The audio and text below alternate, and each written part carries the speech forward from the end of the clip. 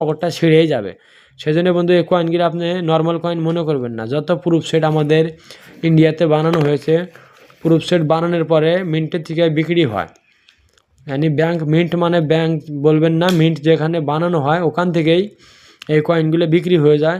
এই প্রুফ সেটগুলো যখন বানানো হয় তখন এর রেটগুলো একটু হালকা রেট থাকে। আর সরকারে যে একটা হিসাব লাগানো হয় কি কয়েনটাতে কত টাকা তাদের খরচ হয়েছে, ওই খরচর থেকে একটু বেশি নিয়ে আপনাদেরকে এই প্রুফ সেট কয়েনগুলো বিক্রি করে দেয়।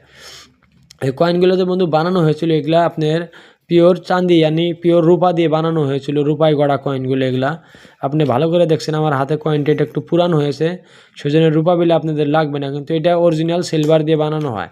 সিলভার ইংলিশে চাঁদিকে, হিন্দিতে চাঁদি বলা হয়, বাংলায় রূপা বলা হয়, আর ইংলিশে আপনার সিলভার কয়েন বলা হয়। তাহলে এই সিলভার কয়েনগুলো আজকের ডেটে আপনি, এটা আমার প্রুফ সেটের একটা টুটা হুয়া কয়েন কই আমরা, মানে টুটা হুয়া মানে একটা সিঙ্গেল কয়েন। প্রুফ সেটের সাথে একটা থাকে না কয়েন, মনে করেন সব প্রুফ সেটে 4টা বা 5টা কয়েন দিয়ে একটা ছোট প্রুফ সেট বানানো হয়, যেরকম একটা লেডিস পারাস হয়, ছোট হাত প্রাস, ওই সিস্টেম ব্যাগের মতো বানানো হয়। আর ওটা ওরকম ওনারা বিক্রি করে দেয়। যখন আপনি কিনবেন ওই কয়েনটার রেট আপনি কমে পাবেন। আর ওই কয়েনটা আপনি কিনে যদি দেখুন 5-7 বছর আপনার কাছে রেখে দিবেন, ইনভেস্ট করবেন, তখন অনেক দামে আপনি বিক্রি করতে পারবেন। তো আজকের ডেটে তো আমি সিধে বলতে পারবো আপনাদের, এটা যদি আমি রূপার সাথে বিক্রি করি এর দাম 3 থেকে 3,500 টাকায় হবে। এই কয়েনটাতে আপনি দেখেন 3 থেকে 3,500 বিক্রি আমি করব না দাদা। এই কয়েনটা আমি যদি বুক হিসাবে যেটা বুকে রেট দেওয়া রয়েছে আর ওই রেটে যদি আমি বিক্রি করতে যাই, তাহলে কয়েনটার দাম আমি আজকেও 15,000 টাকা পাওয়া যাবো। মানে 15,000 টাকার কয়েন আমার হাতে আপনি দেখতে পাচ্ছেন। এটা একটা সিলভার কয়েন।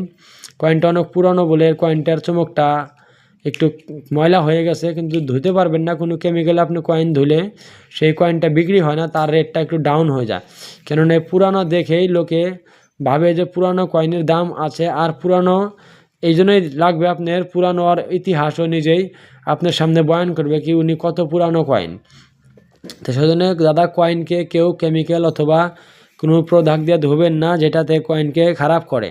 তাহা একটা আপনার আমাদের কয়েন ধোয়ার কোনো সিস্টেম নাই, আপনি যেরকম পান এরকমই রেখে দেন, কিন্তু যদি বেশি নর্মাল বা বেশি লেতরা হয়ে থাকে সেই কয়েনটাকে আপনি সুতোর কাপড় দিয়ে আর একটু পানি দিয়ে সাফ করতে পারবেন।